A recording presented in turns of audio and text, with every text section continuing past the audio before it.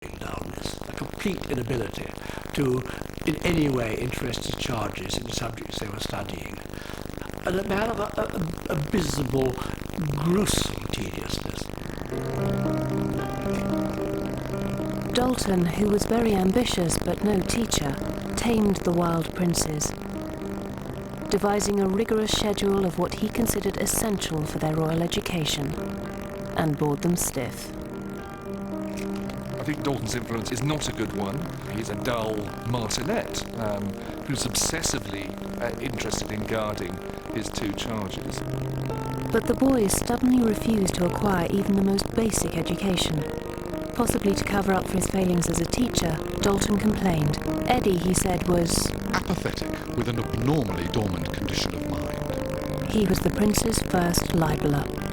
Dalton effectively sows the seed of doubt in terms of Eddy's academic abilities, and other people have literally taken this and built a great deal more on these very modest foundations. Brother George was equally hopeless, but the boy who became King George V has had his story subtly rewritten. He's often writing or giving interviews late in life when George V is king and Eddy is long dead. So I think he's keen to manufacture an image where he's created the monarch.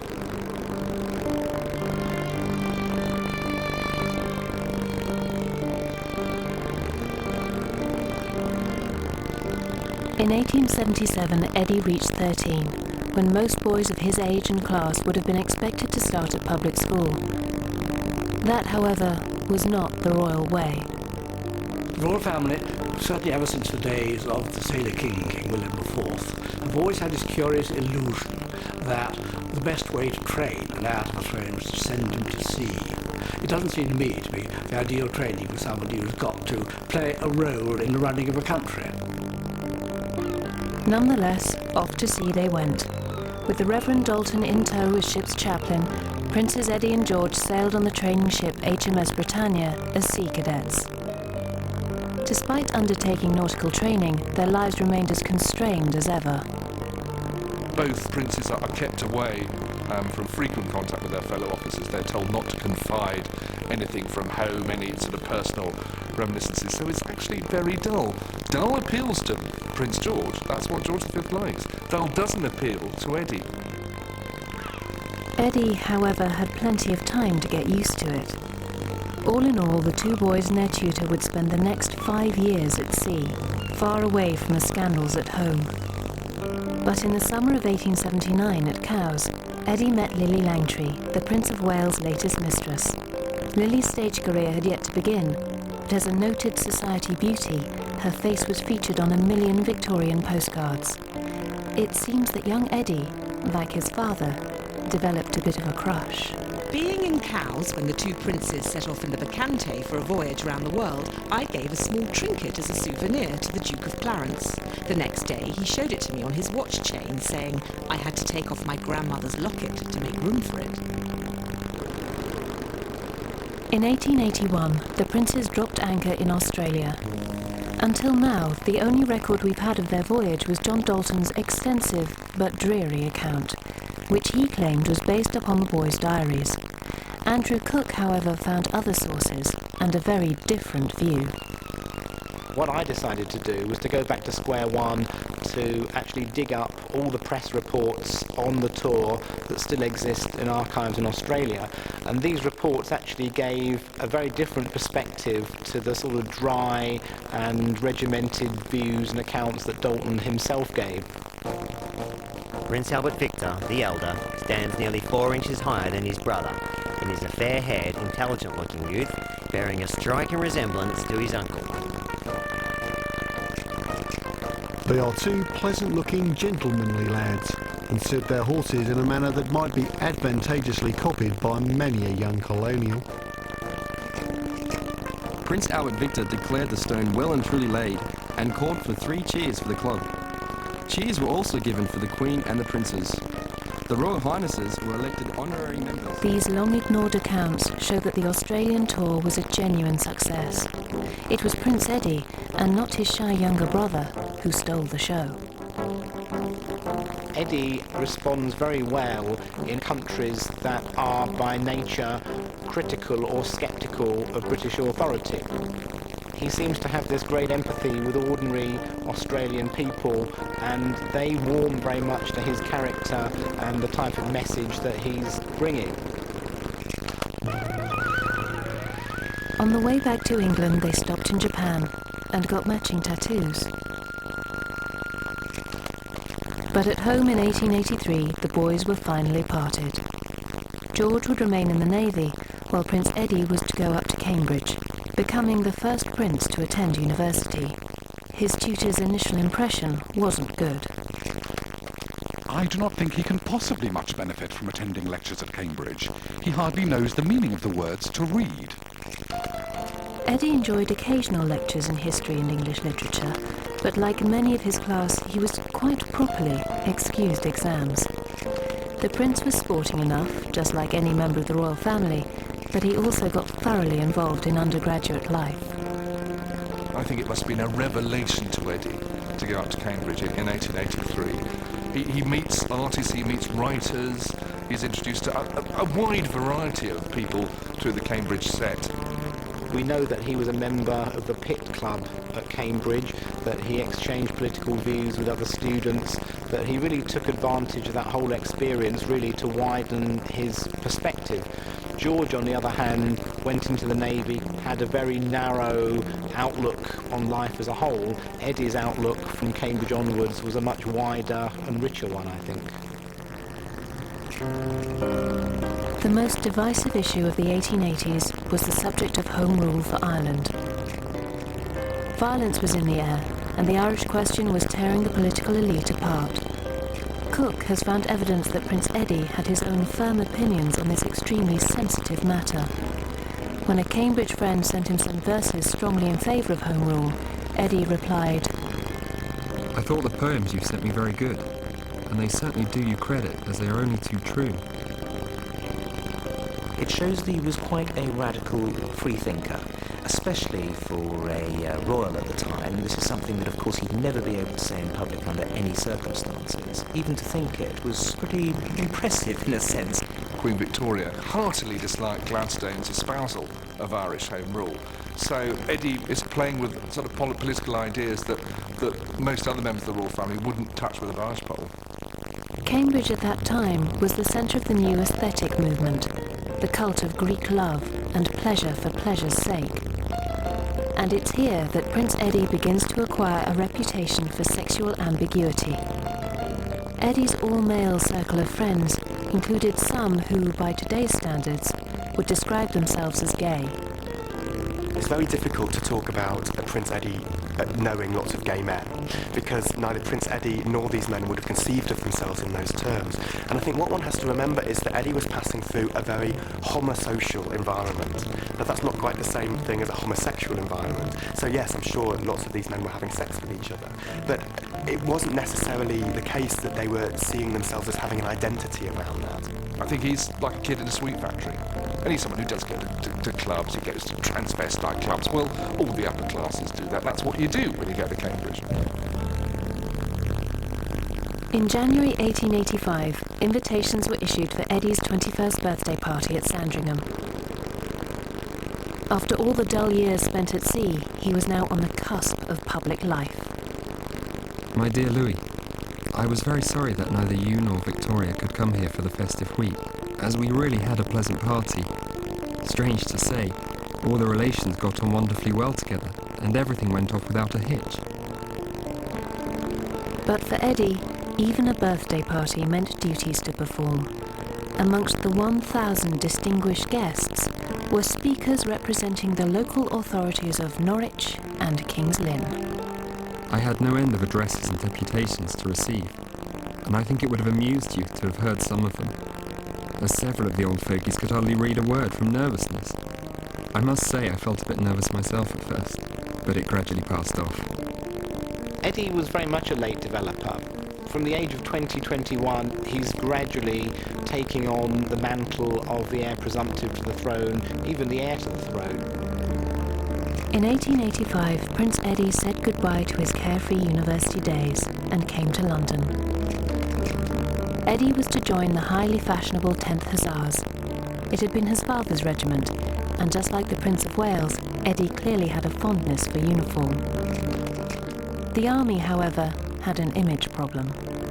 There's a long tradition of cavalrymen as being particularly given to, well, wine, women and song. There will be drinking, gambling, high-class prostitutes and courtesans, all sorts of haunts of vice and depravity that they would go to, where there would be various kinds of, well, things like pose plastique, which are sort of women around in scanty dress doing scenes from classical literature and so on. When in mufti, Eddy became a masher, wearing the trademark high collar of the fashionable young man about town. His nickname was Collars and Cuffs. For the rich, these were decadent days. The Duke of Manchester had even moved in with music hall star Bessie Bellwood. London at the end of the 19th century is the largest city in the world. It's a vast metropolis. It's a place of ambiguity, uncertainty. The West End is a huge kind of pleasure playground for the wealthy. Prince Eddy was making the most of it.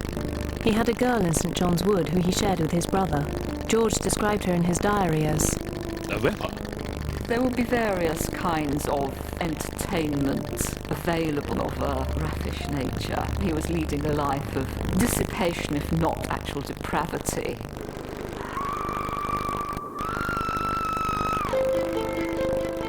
In the late summer of 1888, all of London became obsessed with a series of grisly murders in the East End. The popular press revelled in the rampage of a killer they dubbed Jack the Ripper, and soon everyone was talking about it. Even the Queen. This new, most ghastly murder shows the absolute necessity for some very decided action. All these courts must be lit and our detectives improved. They are not what they should be.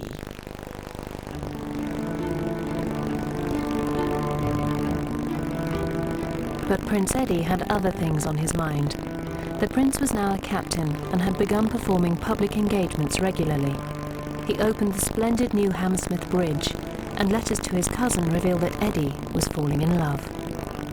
In the hope of making a match, Victoria had invited the 16-year-old German Princess Alix of Hesse to Balmoral. Her plan worked, and Eddy was smitten. Aliki is still here, and is much grown.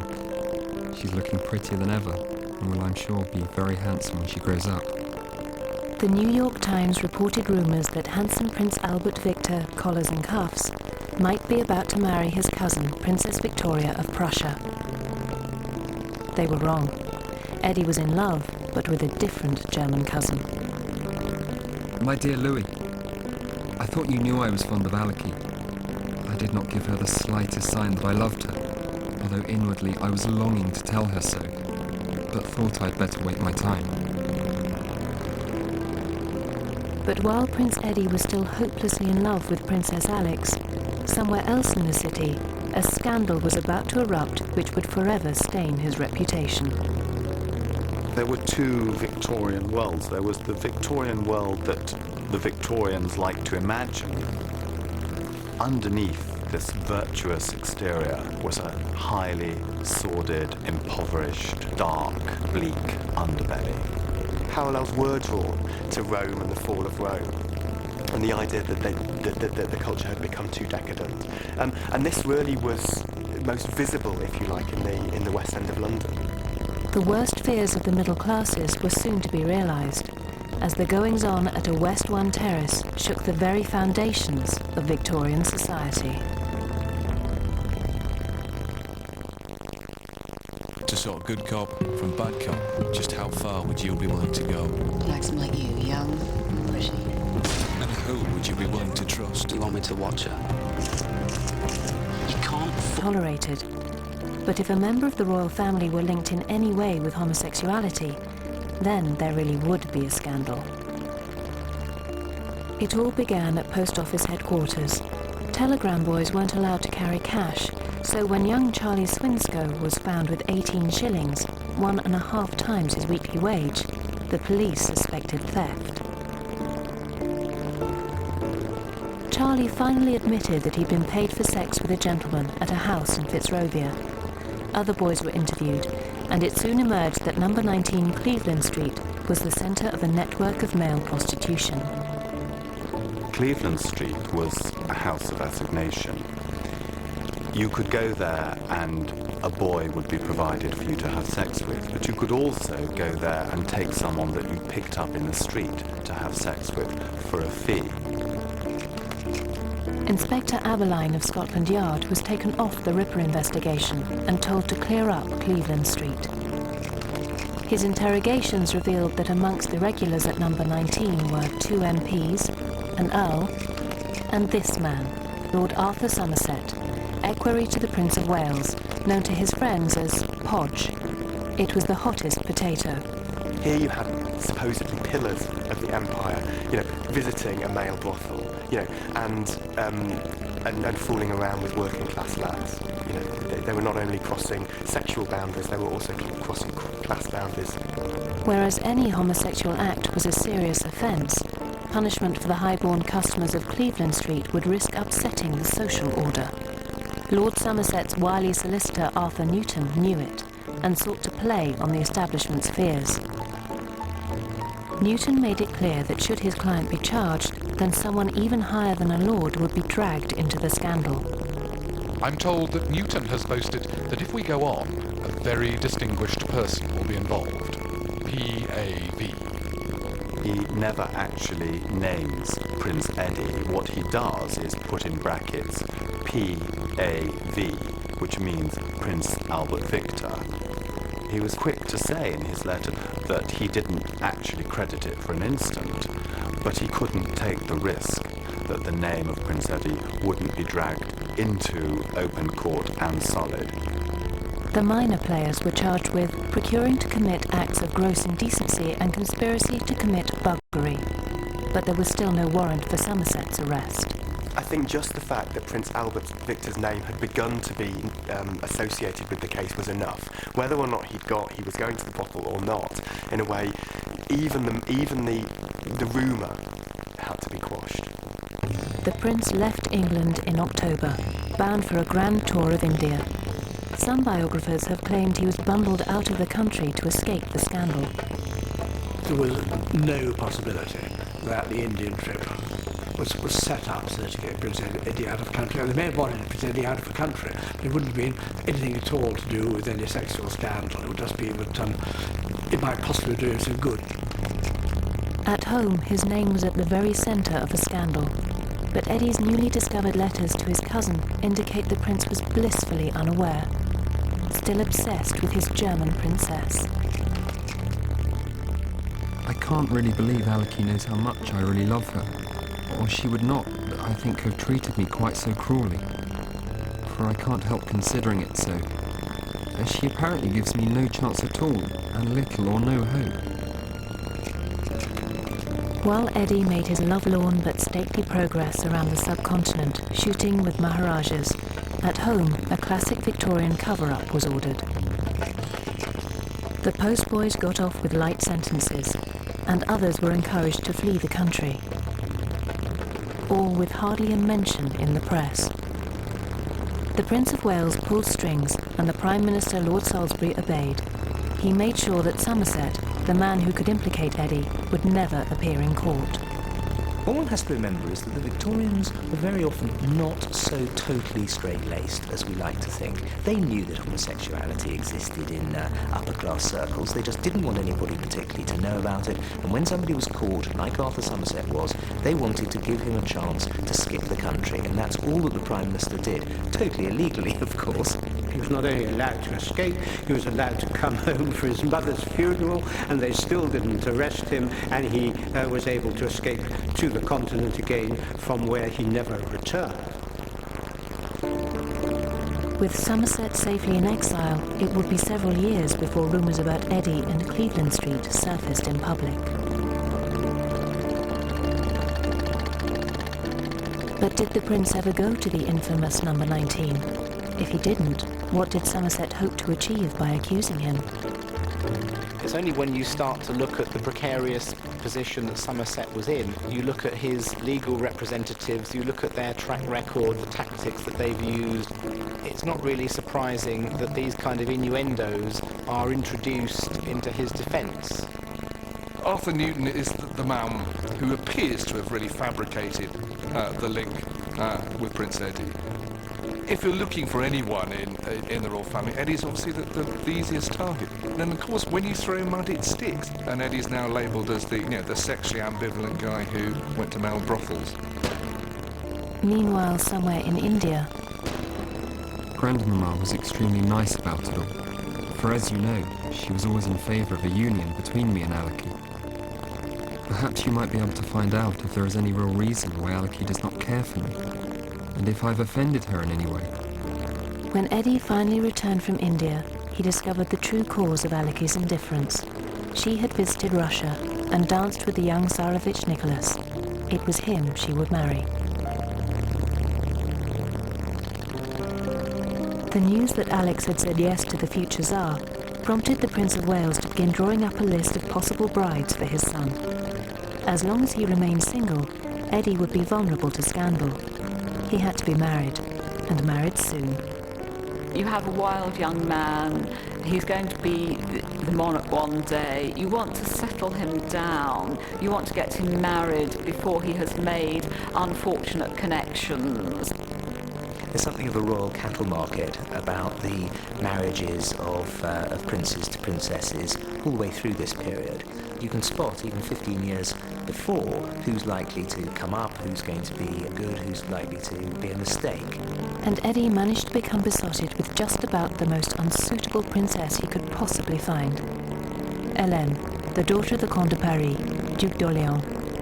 She's French, she's a Catholic, and she is the descendant of one of the pretenders to the French throne, which is diplomatically an extremely dodgy family to be marrying into at the time of the Third Republic, when you're supposed to be on good terms with the French. It was something that they both believed could happen. It was something that even Queen Victoria, who had a very good political head on her shoulders, also seemed to be promoting, but not for a moment were they going to get it past the Prime Minister. At one point, Prince Eddy even threatened to renounce his claim to the throne for Hélène, but her father said no, and even an appeal to the Pope failed. Soon he was enamoured of another unsuitable girl, the very beautiful but very common Sybil Erskine. Eddy knew discretion was a must, as the Prince of Wales's spies were everywhere. Darling, I wonder if you really love me a little. I ought not to ask such a silly question, I suppose, but still I should be very pleased if you did. You may trust me not to show your letters to anyone. You can't be too careful what you do in these days when hardly anyone is to be trusted. A princess who plumped for the Tsar, a French Catholic pretender, and even a British commoner. Eddy's affections were rarely in tune with what was required from an heir to the throne. The Prince of Wales had had scandal enough that year without his son's difficulties, and he decided that unless Eddy could be married, he should be banished to the colonies. His mother, however, couldn't bear the thought of losing Eddy again, and determined that this time a bride would be found for him. There wasn't a particularly strong cast of German princesses available at that time, and they were scraping a barrel a bit when they got to the Tech family. Nevertheless, Queen Victoria satisfied herself that Princess May was a thoroughly sensible, decent girl. She'll do Eddy a great deal of good. Eddy obediently agreed, and that December at a house party, Julie popped the question. Princess May said yes, of course, but the somewhat resigned tone of a newly discovered letter to his cousin reveals that for Eddy, this wasn't quite true love. My dear Louis, I wonder if you were surprised when you saw I was engaged. I dare say you were, for I must say I made up my mind rather suddenly, which I think, however, was the best thing after all, and it is really time I thought of getting married, if I'm ever to be. Anyway, it is now settled at last. The couple enjoyed 2 weeks in London, shopping and going to the theatre. It was almost Christmas, and the crowds greeted them warmly, cheering wherever they went. Things were finally looking up for Eddy. At Hatfield, the home of the Prime Minister Lord Salisbury, Andrew Cook discovered correspondence which indicates Eddy was also being considered for an important political role. It's a revelation that finally quashes the myth of the prince's intelligence, or rather, the lack of it. I went to the archives at Hatfield House and I was studying this correspondence that passed between the Prime Minister and the Prince of Wales, and the revelation I came across there was that Eddy was actually being put forward as the next Viceroy of Ireland.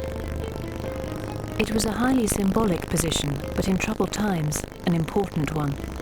The nationalists were still pressing for home rule, and their violent campaign of disobedience had led to an equally robust response from the British government. The Dublin commander thought Eddy was the man to calm the situation, and Lord Salisbury agreed. I simply do not believe that any responsible statesman who knew the future of this very turbulent island depended upon the right man being in that slot, in a job which called for a great deal of finesse and moral courage and determination. It would be disastrous for Ireland and disastrous for him. It's one of the marvellous what-ifs. What if he had been made Viceroy of Ireland? We've detected pro-Home Rule sympathies. He could have found himself in a marvellous role, one which his father later enjoyed as king in terms of building bridges with France. Well, Eddy could have been exactly the right person to build bridges with Irish Home Rule and perhaps effect a peaceful transition. Who knows? What if? Prince Eddy spent Christmas at Sandringham, and Princess May arrived soon in the new year to continue making arrangements for their wedding. But on his 28th birthday, Eddy fell ill, victim of the deadly flu epidemic that had been raging in Britain for a year.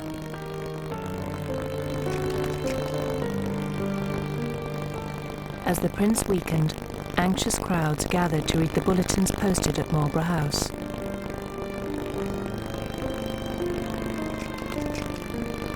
Sandringham, 9:30 a.m. Symptoms of great gravity have supervened, and the condition of His Royal Highness the Duke of Clarence is critical. Everyone was sure he would fight off the illness, just as his father and brother had beaten typhoid. But the prince's temperature rose still higher, and he became delirious. His death was announced by black-bordered newspapers and tolling bells all over London.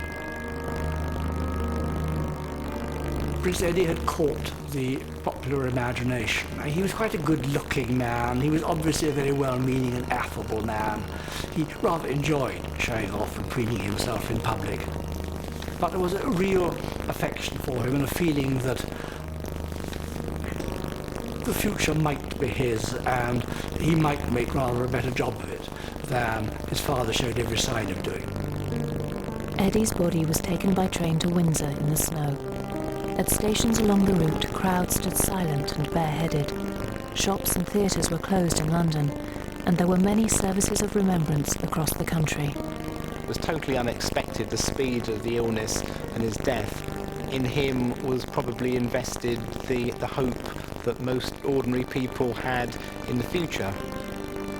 For the rest of her life, his mother, Princess Alexandra, made daily visits to the room where Eddy died, leaving fresh flowers on his bed.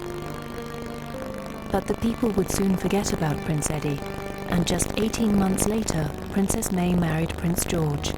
He would become king in Eddy's place, reigning for 25 years with Queen Mary by his side. The monarchy has not wished to draw attention to Prince Eddy, and because they didn't wish to draw attention to him, and for decades the country was very reverential towards the monarchy, no one else particularly wanted to draw attention to him. George was crowned in 1910, and after a faltering start to his reign, successfully reinvented the German Saxe-Coburg family as the English Windsors. It's now almost impossible to contemplate how different history might have been had Eddy lived. George did survive, George did become king. He was a much-loved monarch who lived for a very long period of time. If he had been a really bad king and brought the country to the brink of a republic, I think everybody would be going, oh, what a shame that Eddy died. Eddy would have been a good king. Yet George was not without failings. He was a shy man, cold to his wife, hard on his children. Andrew Cook's discoveries about the king's forgotten brother have convinced him that Eddy would have made a much better and more interesting monarch. Eddy was a very down-to-earth character, somebody who had an empathy with ordinary people that certainly George V very much lacked. He was a very remarkable character, a million miles away from the perceptions that I started off with. Eddy, I think, would have been far more responsive to events, far more emotional, far more interested in the arts, but I think perhaps he would have taken risks, whereas his younger brother George, that's something George never did. Particularly if you look at 1917, where George V actually refuses to let the Tsar of Russia and his wife and his family seek refuge in Britain. I think quite a shameful episode in the history of the royal family. And I think Eddy would have let them in. I think he wouldn't have cared about what people thought or the worries about republicanism. But as the reign of George V progressed, his older brother's reputation, like the picture of Dorian Gray, became ugly. I think you can trace back this trend to the first series of biographies on George V, on Mary, began to be written. The emphasis, I think, on authors at the time was to pump up the image of George V as a king, as a monarch, as an emperor, by reducing and not exactly rubbishing Eddy's reputation, but more or less to say in the book, aren't we lucky that George became king instead of his brother? I think that there's a big gap, really, between professional historians and popular historians if we're not careful. And I think that the fact that a lot of the stories seem to be vaguely true or completely false, bollocks, as we'd say in the history world. Yeah, to be a professional historian, you do need to look at proper contemporary sources. You can't just go on repeating hearsay. But of course, it's a lot more lucrative. You'll sell probably more books if you go with the outlandish, the exciting accusations. Most popular biographies about Eddy have drawn mainly on previous histories as their source material. Eddy was backward and utterly listless. He suffered a nervous tic and a piercing, unpleasant, high-pitched voice. There can be no doubt that he was pan-erotic. Many writers allude to Eddy's possible involvement in the Cleveland Street scandal, which had by now become public knowledge. One even describes Lord Arthur Somerset as Prince Eddy's close friend. Andrew Cook decided to investigate the one piece of evidence which appeared to link the two men, the apparent presence of Lord Arthur Somerset at the house party during which Eddy became engaged. There was an Arthur Somerset listed amongst the visitors, but Cook proved that the man at Luton Hoo was not the disgraced Lord Arthur, but an entirely different man.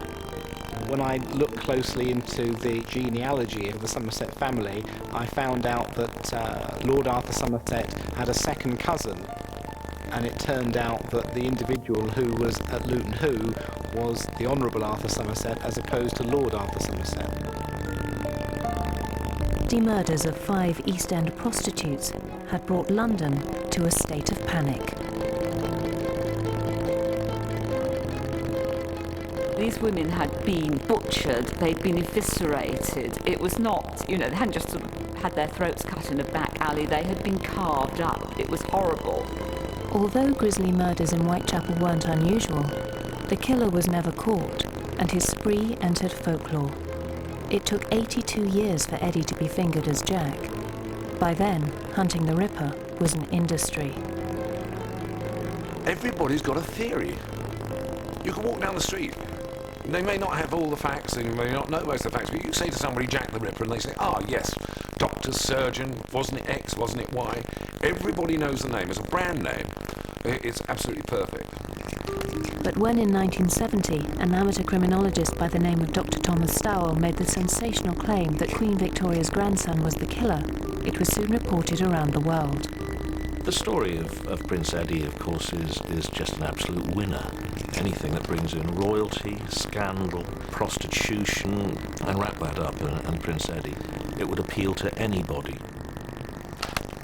Dr. Stowell couldn't produce a shred of evidence and based his whole case on the prince's fondness for hunting in the Highlands. With his father's friends, he stalked deer on the family estate in Scotland. This gave him many opportunities of watching the dressing of the carcasses. In doing this, he would have learned how to remove bowels, heart, lungs, and uterus neatly. Curiously, the murder of Annie Chapman in Hanbury Street, the suspect is described as wearing a deerstalker hat.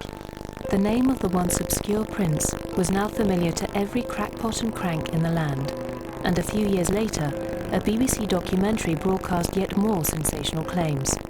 They were made by a man who said he was none other than the illegitimate grandson of Prince Eddy himself. My name is Joseph Sickert. My father was the painter, Walter Sickert.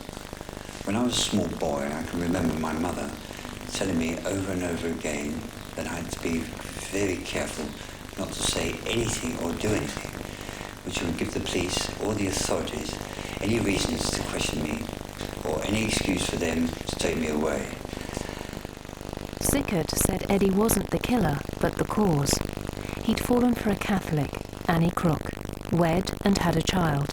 They met in Cleveland Street. That's quite a story. His claim is this would have caused a very major constitutional crisis, even a revolution in his view, and the powers that be took action against anybody who knew or had an involvement in this scenario. For Sickert, the Ripper murders were not the serial rampage of a madman, but a heavily disguised attempt to hide the truth about Eddy's guilty secret. The assassin, according to Joseph Sickert, was the royal physician Sir William Gull. Soon the bestsellers and blockbusters were blaming Eddy.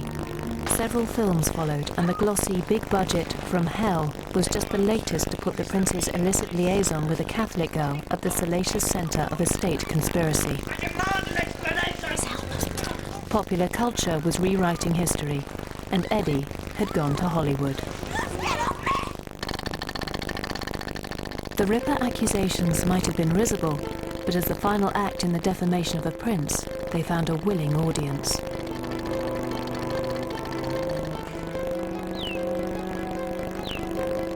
It was Dr. Stowell's half-baked claims that Eddy was Jack, made over 30 years before, that started the ball rolling. But if you take the trouble to study the court circulars of 1888, you can plot an aristocratic suspect's whereabouts.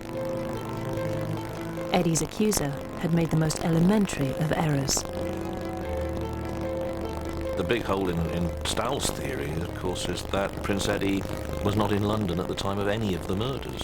And so unless somebody can produce evidence to show that he wasn't in the places that he's supposed to have been, he's got a cast iron alibi. And on one occasion he was dining with his grandmother, Queen Victoria, so that would be, the alibi to cap all alibis.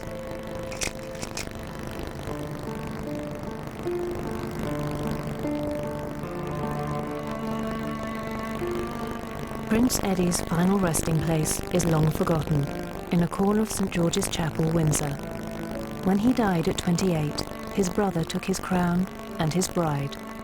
Later, Eddy even lost his good name. Yet the man and the myth are two very different things.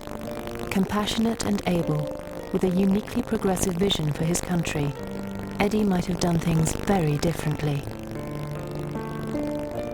The House of Windsor, as it exists today, was very much George V's creation.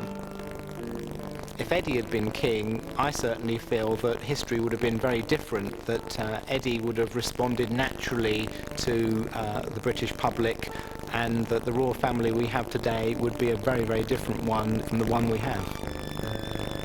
Perhaps that's the real reason why the memory of Prince Eddy, the king we never had, has been allowed to be so thoroughly besmirched.